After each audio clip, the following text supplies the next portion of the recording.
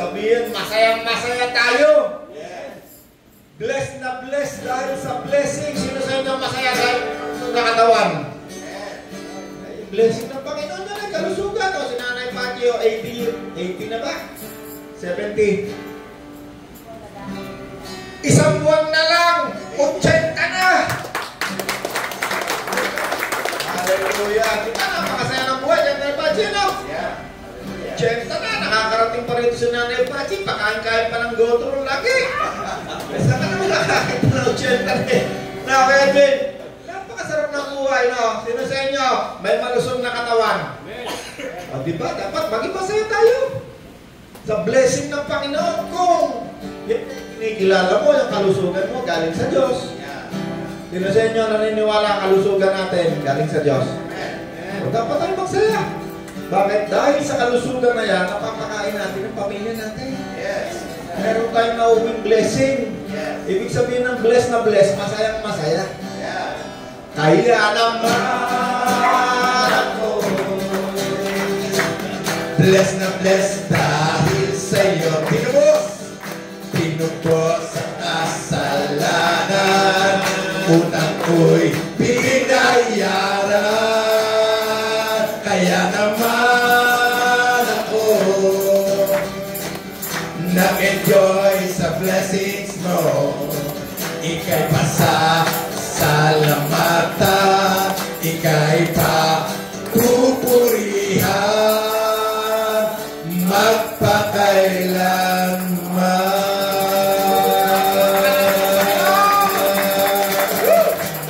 Hallelujah! Pakasarap magpasalamat sa Panginoon, ano? O siya, makakaupo na tayo magsasalo-salo sa isang painit na tinapay. Buti ng Panginoon, ano?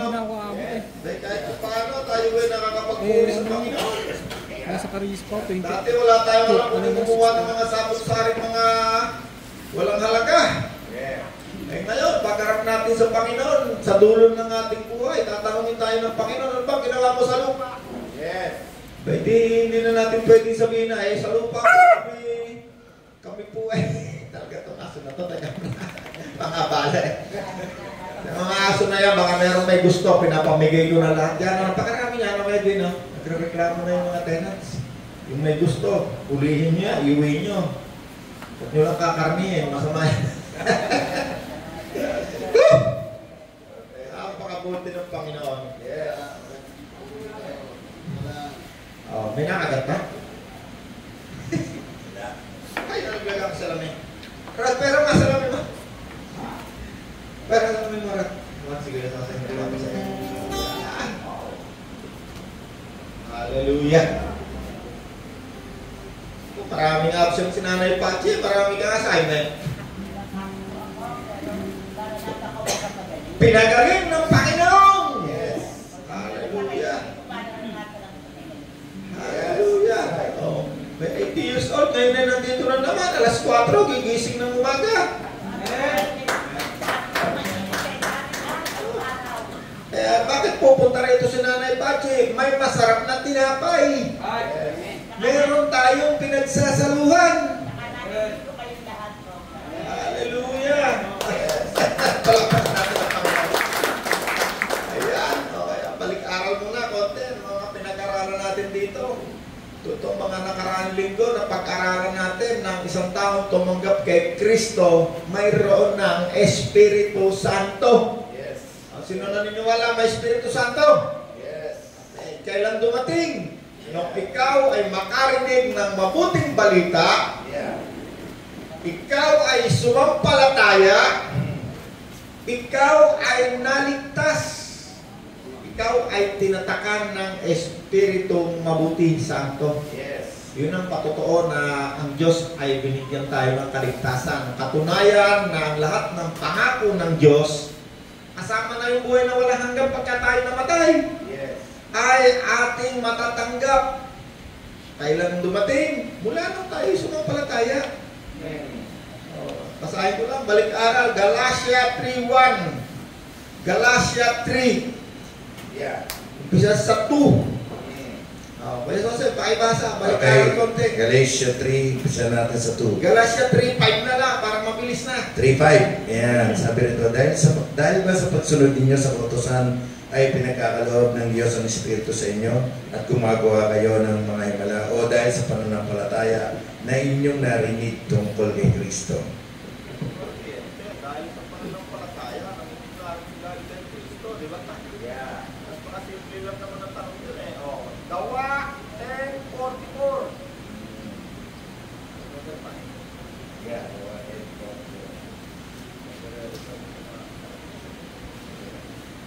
10:44 ng gawa at sabi rito, nagsasalita pa si Pedro na bumaba ang Espiritu Santo sa lahat ng mga nakikinig. Yun. Ang Espiritu Santo ay unang bumaba sa mga hintil nung si Pedro ay unang mangaral sa mga hintil. Yeah. Bahay ng isang sundalong Romano. Ang Espiritu Santo habang siya nagsasalita ay bumaba. Maraming verse ka na eh. Maraming verse. Kung kailan ang Panginoon eh. Kasi maraming mga haka-haka. Maraming mga nangyayari ngayon na hindi nakabase na sa salita ng Diyos. Nakabase na lamang kung yung kanilang nakikita. Katulad ng isang dami ngayon mga sikat eh. Nagbibigay ng Espiritu Santo, kaya yung mga tao madaling makontrol eh. Nakokontrol pagka tungkol na kasi sa Diyos, pag salita ng Diyos pinag-usapan, lalong-lalo na pag nakita nilang parang may kapangyarihan, ako madali nang ma-sidetrack ang mga tao na nawawala na sa Bible. Sabi ni John the Baptist, si Jesus lamang ang magbabautismo sa banal na Espiritu. Walang ibang tao, kahit isang tao, na magbibigay ng Espiritu Santo. Pag ikaw, kinontrol mo na yung mga tao para yung Espiritu Santo ay makita ng mga tao na ikaw nagbibigay, yung mga tao na yan, magkakaroon niya ng napakalaking utang na loob sa iyo, hindi na yung makakawala sa iyo. Kaya utusan mo yan tumalon dito, bigay sa iyo, benta lahat ng kayamanan nyo, bahay, lupa, bibigay yan sa iyo. Napakarami ng ganyang pangyayari na nagiging kulto dahil nangyayari. Sila na yung Diyos. Sila na yung nagbibigay ng Espiritu Santo. Si Buloy, gano'n. Siya na raw yung Diyos. Siya yung nagbibigay. Yeah. Sino to? Yung sa Senado rin, yung bata mataba. Senyor Aguila, gano'n din. Siya na raw yung reincarnated Christ. Nagbibigay ng Espiritu Santo. Ngayon, ang dami sa TV. Yung mga multinational na mga mega church, puro sila nagbibigay ng Espiritu Santo, hinihingan eh. Yeah. Kaya itong mga tao, nakokontrol pag-iisip. Maya-maya sabihin, buksan nyo na yung wallet niya. Ay, ang daming verses na nagsasabi kung kailan tayo tumanggap ng Espiritu Santo. Ang Espiritu Santo ay dumating nung tayo sumampalataya kay Kristo. Yeah. Wala nang iba. Okay, tuloy mo pala sosing hanggang yung binasa mo kanina sa gawa. Sa 8. Sige, tuloy-tuloy mo lang hanggang 9. Ano yun? Gawa 10. Ano pala to? Gawa Galatia 3. Yeah. Hanggang 8. Ay, tuloy mo lang, nasa 5 ka na eh. Hanggang 8. Yeah. Sabi rito, hanggang 9. Umpisa po na tayo doon sa binasa natin kanina. Galatia 3:5. Dahil ba sa pagsunod ninyo sa kautusan ay pinagkakaloob ng Diyos ang Espiritu sa inyo at gumagawa kayo ng mga himala o dahil sa pananampalataya na inyong narinig tungkol kay Kristo. Tulad na nangyari kay Abraham, sumampalataya siya sa Diyos at dahil dito siya ay tinuring ng Diyos na matuwid. Kung gayon, maliwanag na ang mga nananalig sa Diyos ang mga tunay na anak ni Abraham. Bago pa ito nangyari ay pinahayag na ng kasulatan na papawalang sala ng Diyos ang mga hintil sa pamamagitan ng pananampalataya. Ang magandang balitang ito ay pinahayag na kay Abraham sa pamamagitan may pagpapalain ng lahat ng bansa. Kaya naman pagpapalain ang mga sumasampalataya tulad ni Abraham na sumasampalataya. Men, nasaan ka na, Kuya Jose? Na 9. Tuloy, lumagpas. Sige, ituloy mo lang hanggang 14. Para Sige. na kompleto. Ang lahat ng nagtitiwala sa pagsunod sa kautusan ay nasa ilalim ng isang sumpa, sapagkat nasusulat, sumpain ang hindi sumusunod sa lahat ng nakasulat sa aklat ng kautusan. Yeah. Nagkaroon na dyan ng kompetisyon. Mm. Pagsunod sa kautusan, saka doon sa pananampalataya. Mm.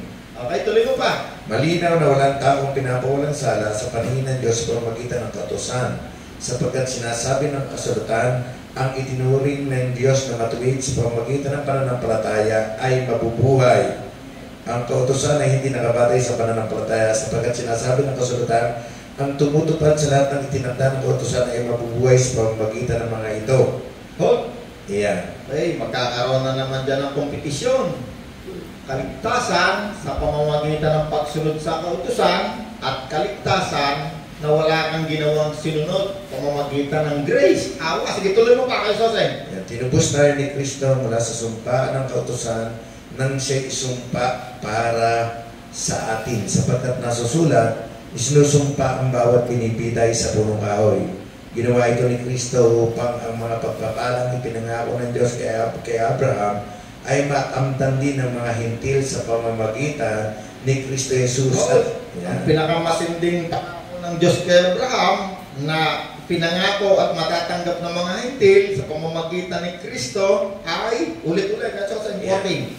Ginawa ito ni Kristo upang ang mga pagpapalang ipinangako ng Diyos kay Abraham ay makamtan din ng mga hintil sa pamamagitan ni Kristo Jesus. At sa pamamagitan ng pananalig ay matatanggap natin ang Espiritong ipinangako ng Diyos. Hallelujah. Faith. Diba tayo ay naligtas sa pamamagitan ng awa? We are saved by grace through faith. Yes.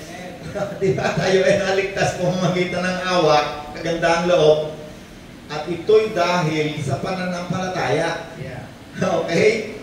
Nung tayo sumampalataya, tayo tumanggap ng ipinangako kay Abraham na Espiritu Santo. Kaya tayo mga hintil, tumatanggap ng mga ipinangakong pagpapala sa mga hintil ngayon sa pamamagitan ng pananampalataya katulad ni Abraham. Yeah. Efeso 1:13.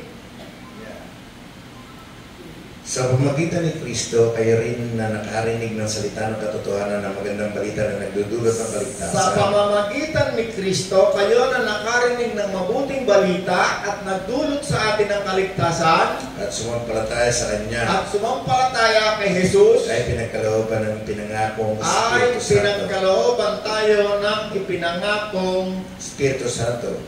Diba? Malinaw na malinaw. Ano? Verse by verse yan. Kailan tayo tumatanggap ng Espiritu Santo? Sige pa? Tapusin mo kayo sa kasing? Yeah. Nang Tapos marinig. na ba? Nang tayo'y makarinig ng mabuting balita, may isinugo si Kristo, Yeah. isinugo si Pastor, ano pangalan nito kayo sa si Pastor? Homer. Pastor Homer, nakarinig ako ng mabuting balita, ako'y sumampalataya, ako'y naligtas, kaya ako'y tumanggap ng Espiritu Santo. Hindi si Pastor Homer ang nagbigay ng Espiritu Santo. Ang ginagawa lamang ng tao ay nangangaral ng mabuting balita kasi Yeah. faith comes from hearing, Yes. and hearing by the words of Yeah. God. Yes. No? Walang gagawin ng tao kundi mangangaral. At kapag ang isang tao nga ay sumampalataya, maliligtas, no? Salvation by grace. We are saved by grace through faith. Hindi dahil sa sinanay Pachi ay gumising ng maaga, kaya yun ay naliligtas o naligtas. Paano paraan? Sumampalataya, nakarinig ng mabuting balita, naligtas, Yeah. tinatakan, binigyan ng pangako. Anong pinangako? Espiritu Santo. Yeah. Bilang tatak. Bilang tatak ng pagkapili kay Nanay Pachi. Yes. Okay, malinaw tayo dyan, ha? Binabalikan ko lang kasi itong ating pinag-aaralan, hindi man ito aking tinlano na aking ibahagi sa inyo. Ang Diyos ang naglalagay, ano ang ating dapat maunawaan? Salvation by grace, pinangako ng Espiritu Santo. Sunod-sunod ako, hindi may tuturo ng basta lamang ituturo, kundi ang Diyos lang. Kaya sinabi ni Kristo ng Diyos, ang ang isang taong wala ang Espiritu ni Kristo, hindi sa kanya ang taong ito. Kapag wala ang Espiritu ni Kristo, hindi niya mauunawa ang anumang bagay na misteryo na nakasulat sa Bible. Ang requirement para maunawaan mo kung ano ang itinuturo ng Diyos, kailangan nasa sa iyo ang Espiritu Santo. Para mapunta sa iyo ang Espiritu Santo, kailangan ikaw ay nakarinig ng mabuting balita at ikaw ay sumampalataya. At kapag ikaw ay sumampalataya, ikaw ay maliligtas. At kapag ikaw ay naligtas na, ang kaligtasan mo hindi dahil sa iyong mga ginawa. Dinipay ng Bible eh. Yung grace, di ba? Ano yung grace? Meron tayong mga verse nun eh. Ito'y hindi pinagpakuran ng tao. Efeso 2:7-8. Yan sa kasi paki. Ginawa niya ito upang sa darating na panahon may ipakita niya ang di masukat na kasaganaan ng kanyang kagandahang loob sa kabutihan niya sa atin sa pamamagitan ni Kristo Jesus, sapagkat dahil sa kagandahang loob ng Diyos, kayo ay naligtas sa pamamagitan ng pananampalataya.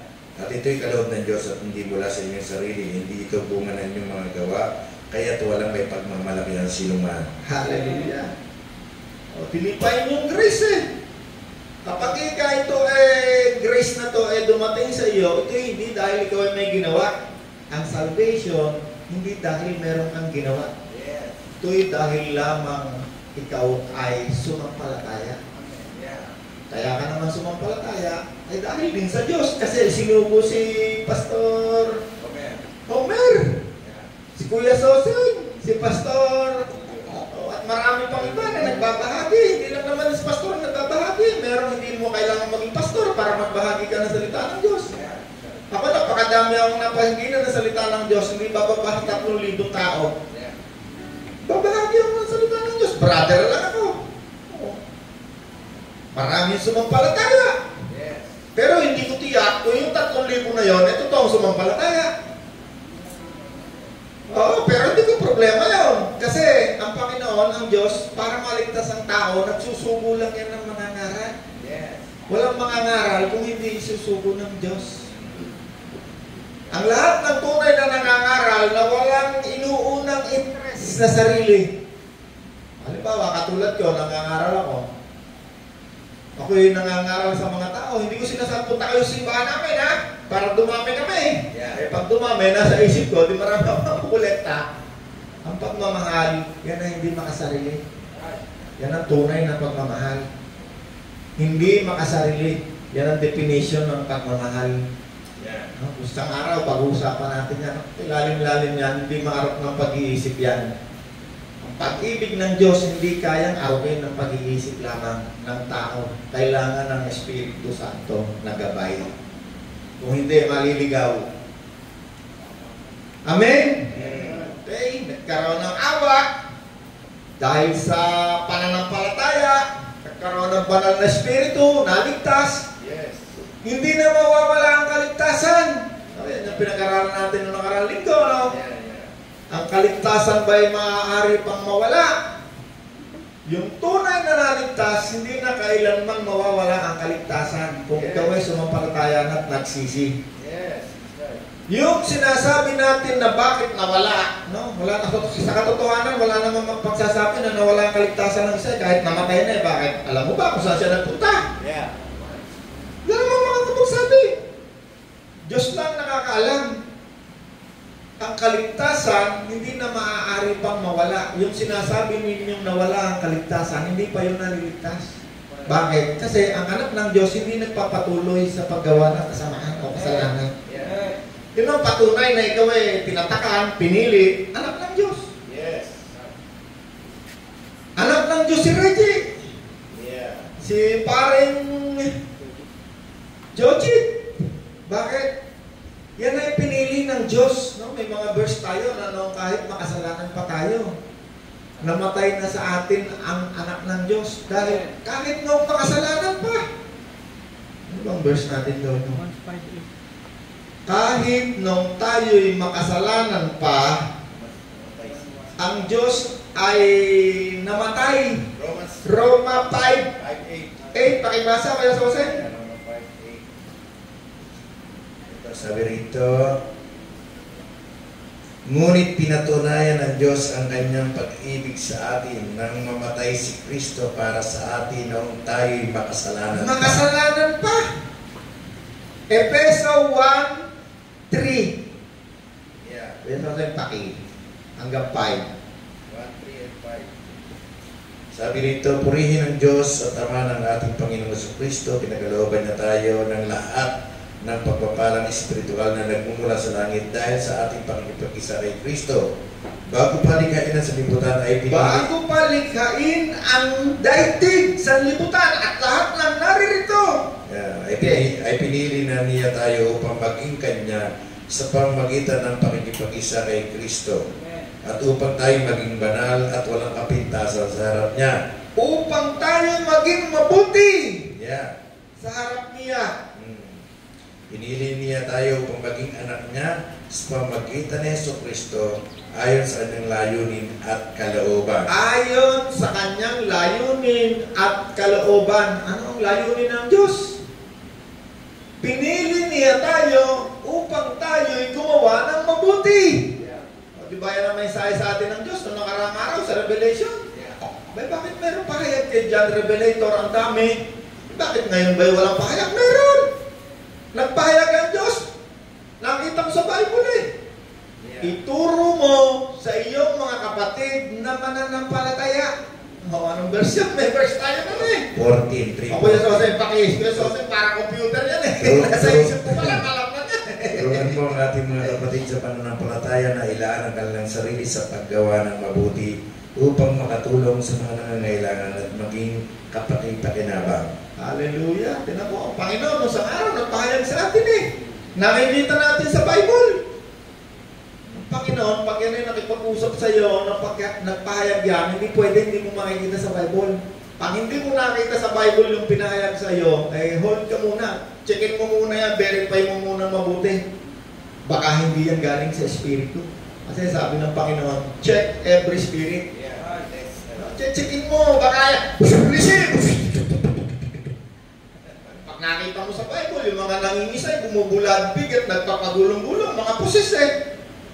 Mga pusis sa Bible. Pero dahil ang mga tao hindi nagbabasa ng salita ng Diyos, nadadaya sila. Nakokontrol. Akala nila, oh, Diyos nga ito, nagbibigay ng Espiritu Santo. Isang tao lang nakita ko sa Bible ng patong ng kamay at siya ay pinagkalooban o tumanggap ng Espiritu Santo pero hindi galing sa tao. Isang Hudyo na sumampalataya kay Kristo. Pag hentil na, wala. Kasi dapat malinaw muna sa isip natin ang Bible natin. May bagong tipan, may lumang tipan. Nandun tayo sa bagong tipan. Hindi nga tayo kasali doon sa unang 4 eh. Kasi doon sa Matthew, Mark, Lucas dyan, pag lumabas ang hentil dyan, either yung ikaw ay poses ng baboy, pinalayas ng Panginoon, yung mga hentil na puntahan, ayaw kay Jesus, alis ng Panginoon, alis. Yung isang babaeng sa balon, pinagpo ng Panginoon, no? At sabi ng Panginoon sa kanya, ito yung buhay mo eh, napakadami mo ng asawa kasi ang mga hentil, hindi yan sumusunod sa kautusan, wala sa kanila yan. Pag pumunta yung kautusan, hentil, mga sinumpa, mga makasalanan. Ito pa yung isa, punta kay Jesus, nagpupumilit, babae, may sakit yung anak, mamamatay na. Sabi ng Panginoon, sa mga anak lang, hindi sa aso. Itong babaeng hentil, mapagpakumbaba. Kaya sabi ng Diyos, He gives grace to the humble. Kinahabagan. Anong ginawa ng Diyos? Sabi ng Diyos sa kanya, nung sinabi niya, kahit po kami mga aso. Kasi hinalintulad sila ng Panginoon sa aso. Kasi ang mga hentil, pag yan ay lumabas sa Bible, hinahalintulad talaga yan sa aso o kaya sa baboy. Kasi yung mga yan, kumakain niya ng suka, pumupunta sa putik, marurumi. Yan ang halintulad sa mga hentil. Bukod tayo sa Hudyo. Ang Hudyo, yan yung kautusan na step 1, 2, 3, 4, na lahat ginagawa niya. No? Tayo mga hentil, tayo'y nakasali lamang dahil sa awa Grace. At dahil sa pagtalikod ng mga Hudyong ito, ay lalo nating makikita, kasi gusto ng Diyos na makita natin ang dakilang pag-ibig sa pamamagitan ng grace. Kung hindi sila tumalikod kay Kristo hanggang sa mga oras na to, ang grace na yan hindi dadako sa atin. At kapag yung mga Hudyo na yan, humarap na kay Kristo yan, baka yung grace na nakaharap ngayon sa mga Hintil, baka matapos na. Salvation by grace, wala kang gagawin, ligtas na, mananampalataya, magsisisi. Pero pagdating ni Kristo, bumalik na muli, tatanggapin sila ng mga Hudyo at ang kaligtasan ng mga Hintil. Dahil nandiyan na yung Antikristo, nagtatatak na yan sa noo. Bago ka maligtas, kailangan mo munang hindi tanggapin ang tatak ng Antikristo. Kailangan mo patayin. Kailangan mo patunayan ang pananampalataya mo, hindi na grace. Dahil na meron ka nang gagawin, kailangan mo ibigay ang iyong buhay. Ang grace, wala na. Si Kristo na nagbigay ng buhay eh. Tatanggapin mo na lang ang grace. Ayan na sa harapan mo. Lord, patawad. Pagsisisi. Makikinig sa nangangaral. Kasi nangangaral na yun, mga Hintil. Sinusukom ni Kristo mga Hintil. Pagdating ni Kristo, bago dumating si Kristo, mga isang mata lang ang mga ngaral, mga Hudyo. Sa Bible, sa Revelation, nakasulat eh. 144,000 na Hudyo, mga ngaral sa buong daigdig. Pati nga yung 3 dakilang tao na hindi namatay, mga ngaral din eh. Mga ngaral, mga Hudyo. Ang mga Hintil, wala na, nakatago na lahat sa kuweba yan. Yung mga hindi nakasalubong sa pagdating ni Kristo. Kunwari kami ni Kuya Sosing nanonood pa kami palihim ng mga kalaswan at enjoy na enjoy kami. Pero Kristiyano na, nandiyan na Espiritu Santo. Nangungusap. Pag walang tao, may pera, punta kami sa aparet. Biglang dumating ngayon si Kristo. Ay wala kaming damit na malinis. Kasi ang inyong mabubuting gawa, yan ang tinatawag sa Bible na damit pagkasal. Yes. At walang papapasukin sa kasalan na may damit na marumi. Kahit magpumilit kami ni Kuya Sosay, tataligan kami, itatapon muli sa labas ng kasalan. Kung si Jesus ay dumating na kami nabubuhay pa, habang kayo nandoon at sumasalubong kayo sa tawag nila dyan, awarding ceremony. Kami ni Kuya Sosay, nakaantaalam na namin, nandiyan na yung Antikristo, magtatago na kami, hindi na kami papatatak. Kasi tapos na yung World War III. Atomic War. Roland, di naman totoo sinasabi mo eh. Bukas mahal pa, pag-gising natin, nandiyan na yan. Tamadong, makikita natin, puro itim na yung ulap. After 1 week, 1 month, the winner is Xi Jinping! Pinaka sila si Putin, saka si North Korea, si tatlo. Ay, naku po na i-imagine ko. Pero yan, mangyayari yan. Pumapasok sa espiritu ko yan kasi nagpapahayag ang Panginoon sa mga bagay na mangyayari. Mangyayari yan. Walang nag-aaway sa mundong ito kundi yung 3 kabayong dumating na namamahala ngayon sa buong daigdig. Kabayong itim, Muslim, kabayong pula, komunista, kabayong maputla, demokrasya. Yung kabayong nakasakay sa puti, nag-unang dumating, hindi yan magpapasakot kanino man sa 3 yan. Ang ating hari na namamahala sa ating iba, kung hindi si Kristo. Siya lamang. Kaya tayong mga totoong Kristiyano, hindi tayo kasi nung nadadaya ng 3 na yan eh. Oo, pati, raise to ka sa amin. Meron panahon, nasa panahon pa tayo niyan. Pero darating ang panahon, hindi na tayo magre-rehistro, yung mga tinatawag na church. Hindi na magre-rehistro yan. Bakit? Pag nagpa-rehistro yan, kulungan. Pag tatrabahuin ka ron sa factory na walang bayad. Amen? Ba't ba tayo pumapasok na sa mga bagay na yan? Hindi ko naman hinahanda yan. Ang Espiritu Santo, kapag sa'yo dumating, meron siyang gagawin eh. Amen. Ang isa dyan, siya'y magpapahayag ng mga pangyayari sa inaharap. Magpapahayag. Meron siya laging sasabihin sa mga mananampalataya na naghihintay. Bakit? Para hindi mainig. Hindi tayo nagkakaroon ng mga depresyon. Ang isang Kristiyano, hindi maaaring magkaroon ng tinatawag na depression o gusto ko nang tapusin ang buhay ko, hindi na ako masaya. Yung mga nagpapakamatay, hindi yung Kristiyano, hindi pa naliligtas yun. Bakit? Ang isang trabaho ng Espiritu Santo, comforter, tagapagpasaya. Ako, pag kami nalulungkot, papasok sa akin ng salita ng Diyos, mga bagay tungkol sa langit, ako na-excite ako. Kumisan nga, nabanggit ko, kung wala lang akong pamilya sa mundong ito, wala na akong gagawin sa mundong ito, Panginoon, pwede ba pupunta na ako dyan? Na-excite, hindi sabi, gusto kong magpakamatay na, hindi. No, sabi niya ni Kuya Sosing, pwede maghanap ka na magagawa, kung wala ka magawa, pwede naman yun. Pero pag ikaw ang nagharap ng magagawa, lalo na sa gawain ng Panginoon, kung hindi ka inutusan ng Panginoon, papagod ka. Pero pag ang Panginoon nagbigay sa'yo ng magagawa, hindi ka mapapagod. No, pumunta kami sa mga eskwelahan, 3 buwan, 3,000 kaluluwa ng mga high school, hindi kami napagod. Kahit kami pinapatigil ng mga pastor, hindi ka pwede yan. Mga pastigan manika pastor. Kahit nung ba ako hindi pastor, ako susundin ko ang Diyos pa, ikaw.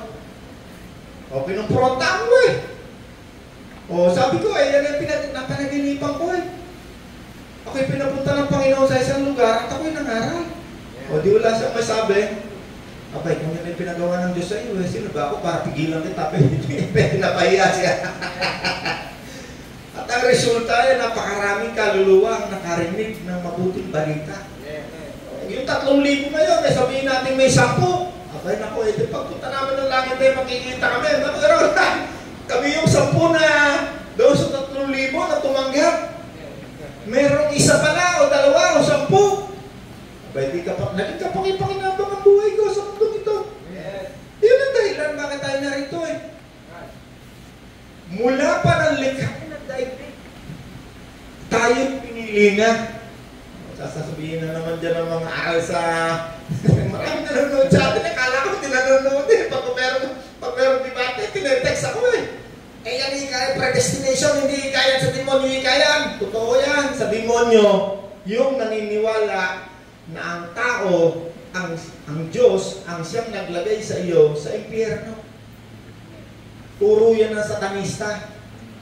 Ang Diyos ika ginawa ikang pelikula ang buhay ni Gideon. Ang Diyos ika nagtapon niya sa impyerno hindi pa ika nilalalang. Mali yun. Kaya sinabi ng Diyos na pinili ka, nilalang ka sa loob ng iyong tiyan, sapagkat ang Diyos ay mayroong kaalaman sa mga nangyayari, at mangyayari pa. Hindi ibig sabihin ng Diyos ang naglagay sa iyo sa impyerno kung mapupunta ka na impyerno. Alam ng Diyos kung sino sa atin ang tatanggap kay Kristo sa pamamagitan ng pakikinig ng mabuting balita, sasampalataya, maliligtas, tatatakan. Hindi ka pa pinapanganak, alam na ng Diyos na ikaw ay tatanggap, sasampalataya, makakarinig ka sa pangangaral ni Pastor. At ikaw ay magsisisi. Ay nako, kung ako'y naniwala dyan, ay di isa na akong napakagaling baka ako'y pinuno na ng isang pinakamakapangyarihang kulto. 30 years ago, naturuan ako niyan. Buti na lang, napakagaling ng Diyos.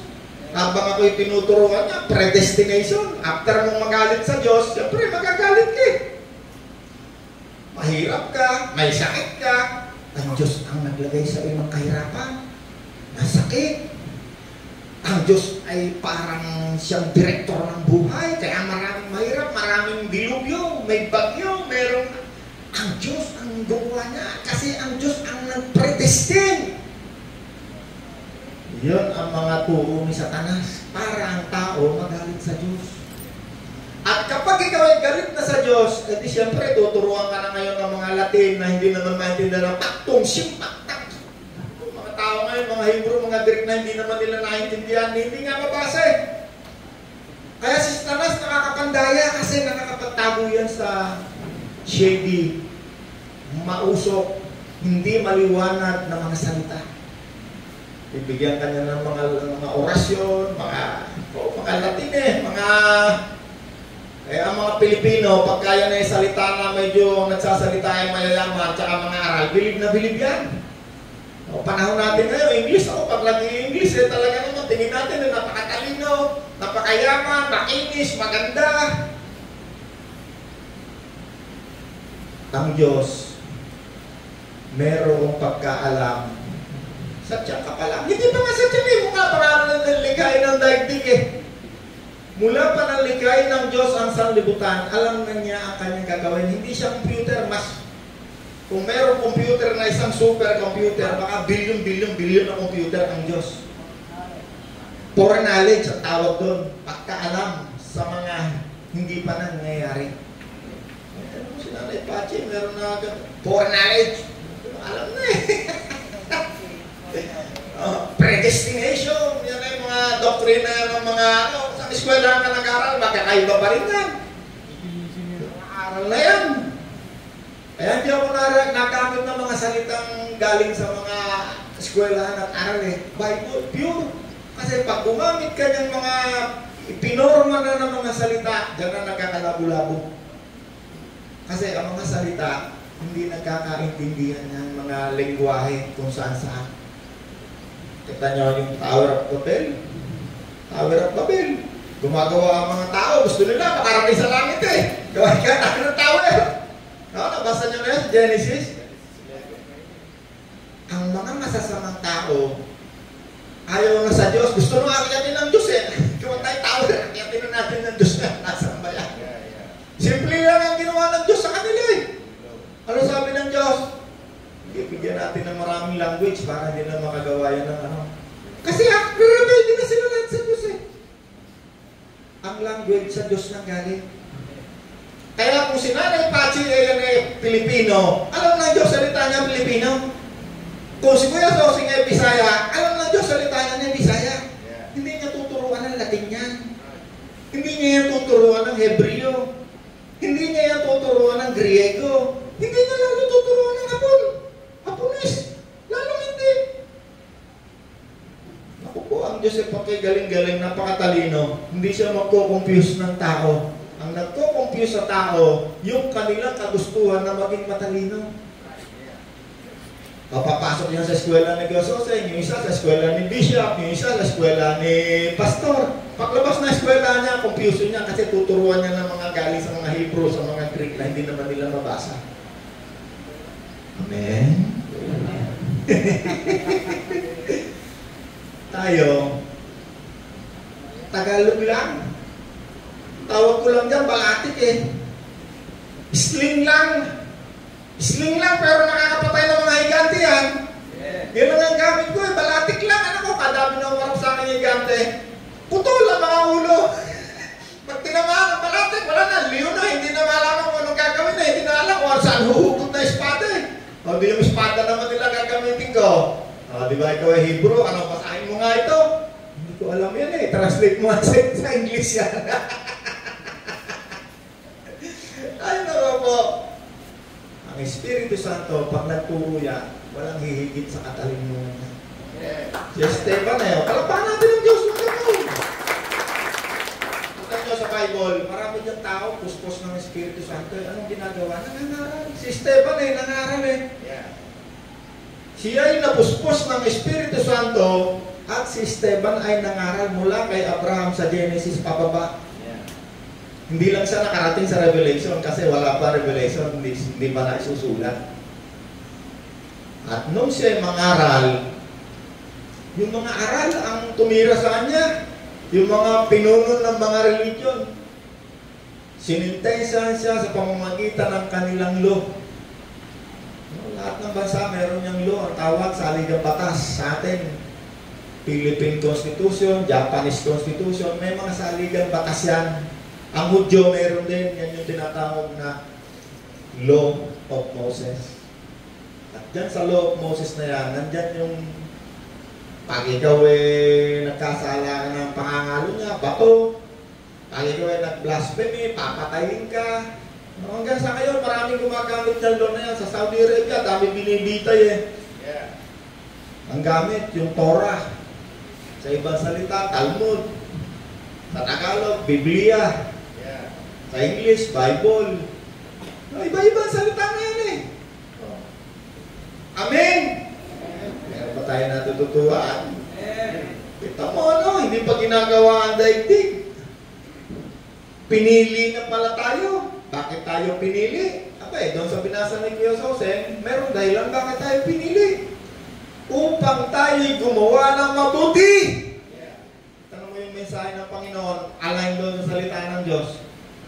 Yung mensahe ng Panginoon sa atin, ano karang araw, turuan mo ang iyong mga kapatid na gumawa ng mabuti. No, itong mga aral ngayon, ang inaaral, yung 2,000 taon na ito, sinabi sa Espiritu sa Tiatira, Espiritu sa... No, hindi naman nila nagbubuhol-buhol naman yung kanilang mga... Bakit pa yung 2,000 taon ng propesiya sa mga iglesia, sapagkat noong mga panahon na yan, yung 7 iglesia na yan ang pinangamatatag na iglesia na siyang pinadadalhan ng mensahe ng Panginoon. Panginoon nandun na sa langit eh. Eh bakit ngayon hindi lang 7 ngayon ng iglesia. Baka 7 milyon. Wala bang mensahe sa riwa? Meron. Nagbigay nga ng mensahe. Sabi ng Panginoon, turuan mo ang iyong mga kapatid na mananampalataya. Kaya doon pakibasa. Wala pa yung Bible eh. Nakita natin eh. Panginoon, ito bang mensahe mo? Tingnan ko muna sa Bible. Bukas ko ng Bible. Ang daming verses. 3:14. Yeah. Oo.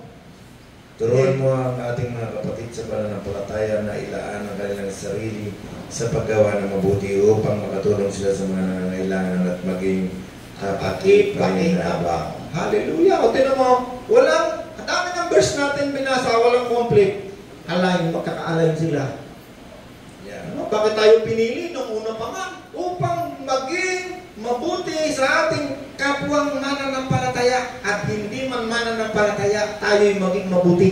Meron pang isa. Sige, ganito tayo. Kung ano tayo ngayon ay gawa ng Diyos at sa pag-isa natin kay Kristo Jesus ay nilikha niya tayo para sa mabubuting gawa na inihanda niya noong una pa man upang gawin natin. Hallelujah.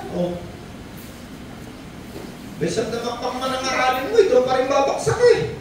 Anong gagawin? Anong ituturo? Bakit ka nangangaral? Bakit ka ngayon nagsishare ng pasalita ng Diyos sa mga tao? Upang turuan ang mga taong sumampalataya kay Kristo na tayo'y gumawa ng mabuti. Maging kapaki-pakinabang tayo sa daigdig na ito sa pamamagitan ng paggawa ng mabuti. Amen. Hindi yung sweldo mo, Pachi, ha? Hindi nga mag-anak.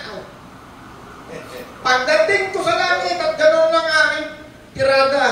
No? Diba? Sabi ng Panginoon, sa aking muling pagbabalik, paghiwalayin ko ang kambing at mga tupa. Alam niyo kung nasaan yung mga kambing ngayon? Na kahit anong klaseng damo, kinakain. Kahit wala sa Bible, kinakain ng turo.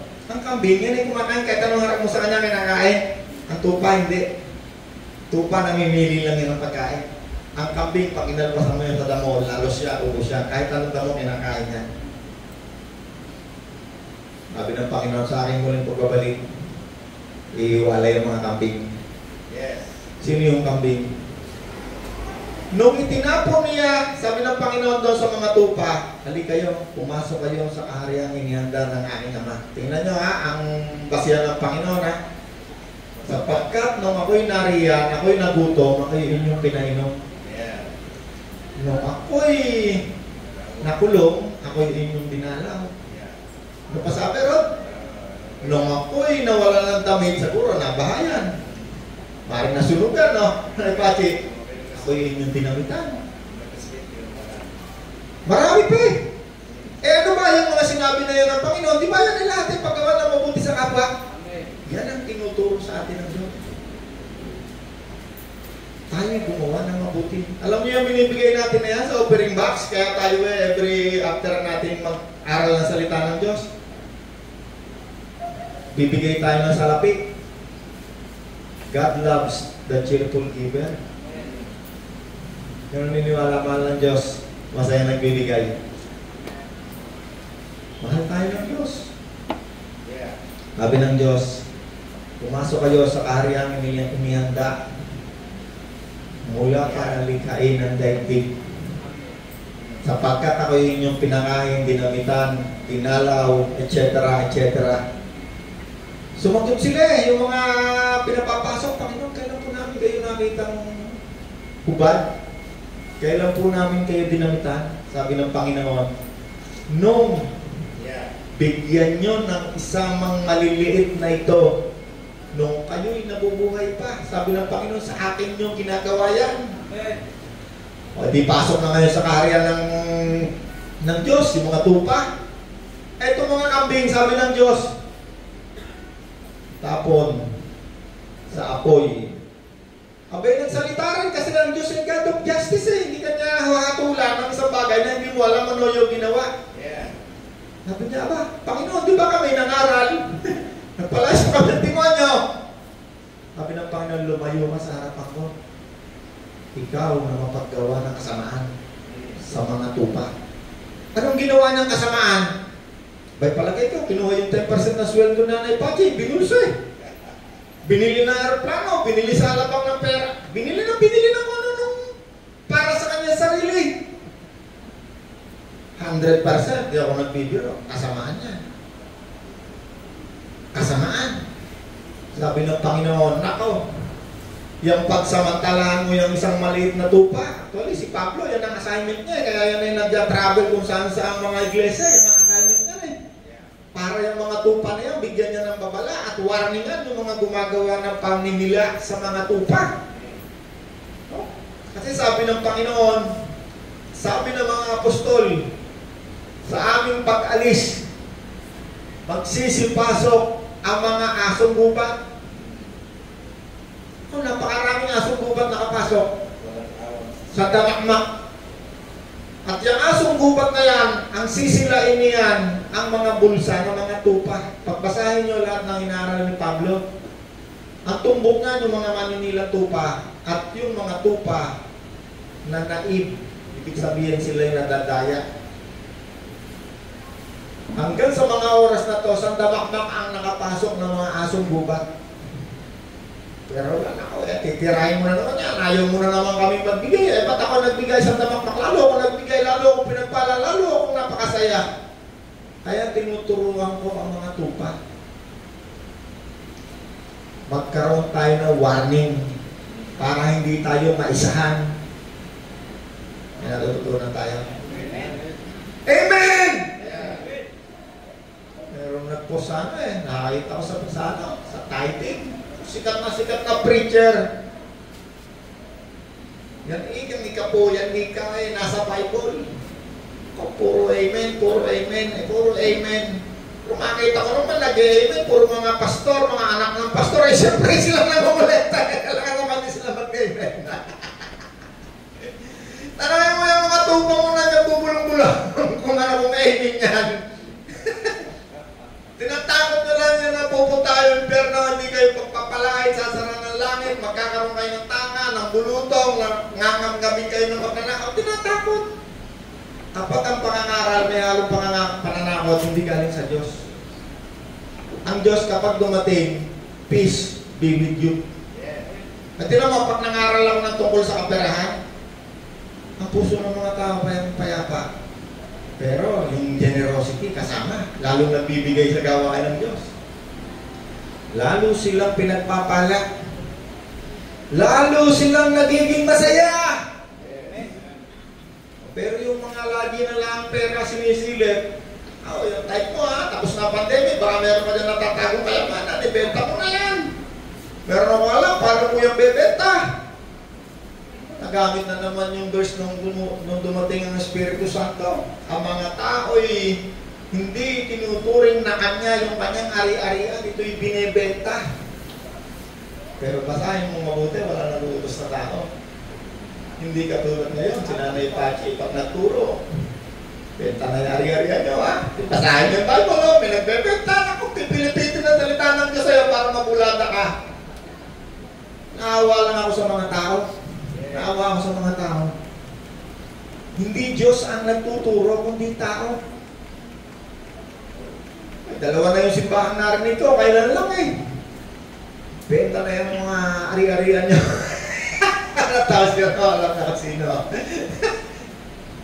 Pag kayo naniwala sa tao, mapupuntahan nyo impyerno. Maniwala kayo sa Diyos. Pag relihiyon ang dala nyo, hindi kayo makarating sa langit, maniwala kayo.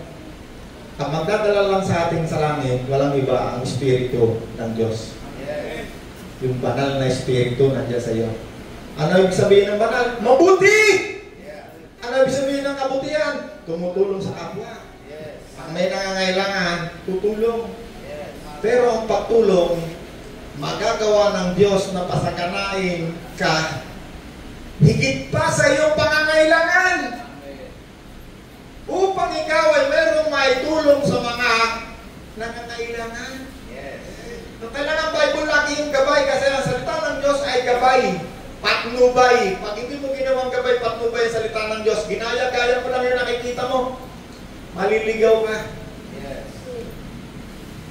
Hindi ka makakatulong sa iyong kapwa kung hindi ikaw muna patasaganain ng Diyos. No, pag ikaw hindi mo alam yan, may nagbigay sa iyo ng 1,000 piso, ang nasa isip mo na kailangan magbigay. Bibigay kay ang anak mo, hindi niya kumakain. Alam niyo yung pumatay kay yung Prime Minister ng Japan? Ay share ko lang sa inyo. Kaya siya pinatay. Maraming istorya ang ganyan. Isang araw, may natukwento rin yung rebelde na yung mga anak. Itong pumatay na ito sa Prime Minister ng Japan, kailan lang to? Itong taon lang yata na ito, karang taon. Inimbestigahan nila ng mga CIA ng Japan. Alam niyo kung anong istorya ng pumatay? Ito palang mga magkakapatid na ito pala ay biktima ng isang relihiyon. Nakuha ng kuha sa kanilang magulang ng pera. Yung lagi na ng pera, itong magulang nila, kaya siyodang sila hindi mapag-aral basta makapagbigay doon sa simbahan. Hanggang sa parang sila napabayaan, hindi sila nakapag-aral. Naghiwalay-hiwalay sila. Ilan silang magkakapatid, nangamatay sila dahil sa gutom. Sa tindi ng galit ng batang ito, sabi niya, itong nanay ko, kailangan alamin ko, sino itong nagturo sa kanya. Nakita niya, yung reliyon na kinaaniban ng kanyang ina, ang isa sa founder, anong pangalan ng Prime Minister na pinatay? Si Abi ba? Si Aso. Nakita niya, yung tatay ni Prime Minister Abe, isa sa founder ng reliyon na yun. Dalawa dapat papatayin niya. Pati yung tatay, patay na yun yung Prime Minister ang nadali niya. Alam niyo, marami akong naririnig ngayon. Totoo ito ha. Mga pamilya napapabayaan. Mga anak hindi napapaaral. Pati mag-asawa nag-aaway dahil sa perang kinukulimbat ng mga simbahan. Napakaraming tao nasisira buhay dahil lamang sa maling turo ng pagkulimbat ng mga asong gubat na yan. May mga bahay hindi natubos, ng bangko.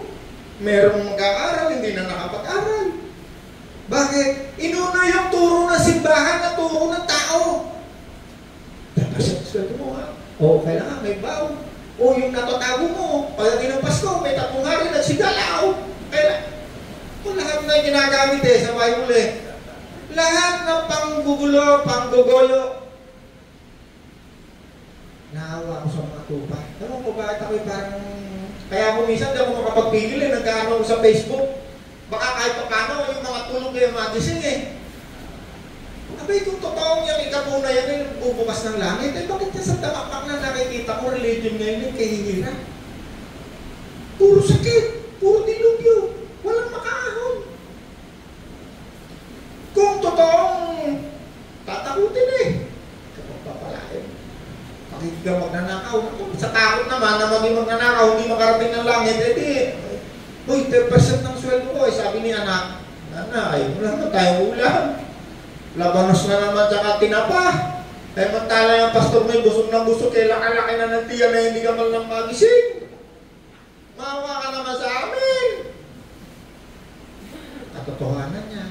Parang biro lang yan, pero katotohanan yan. Mananagot ang sino mang nagsamantala sa mga tupa. Pagdating nila sa langit, makikita nila.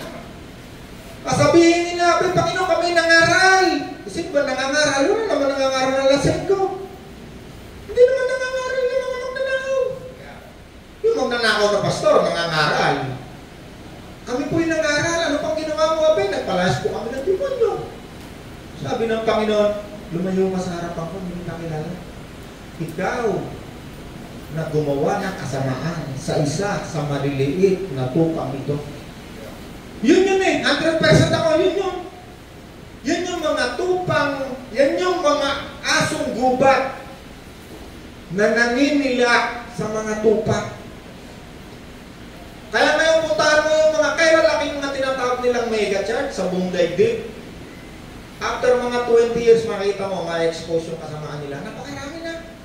Napakarami. Ito lang taon na to, mayroong 3 yatang dambuhalang Bible school sa Amerika. Mga religious group na na-expose ngayon. Wala na. Kakulong na yung mga, yung iba naman nililitis. Bakit? Yung mga tupa nagreklamo na sa korte, hindi na nakayanan. Amen! May natutunan tayo ngayon. Warning yan sa mga tupa. Ikaw ang hari at nanapatin ka. Mahal mong pangalan, aking Panginoong Jesus, aking Diyos, iaalay sa'yo aking lakas. Ikaw ang hari. O Diyos na mabuti, sinasampahan namin, Panginoon, kami po'y nagkahandog ng salapi upang tumulong sa aming kapwa. Pagpalain mo po, Panginoon, ang lahat ng taong narito na dinala mo sa lugar na ito. Salamat po, Ama, sa pangalan ng Panginoong Jesus. Amen. Amen.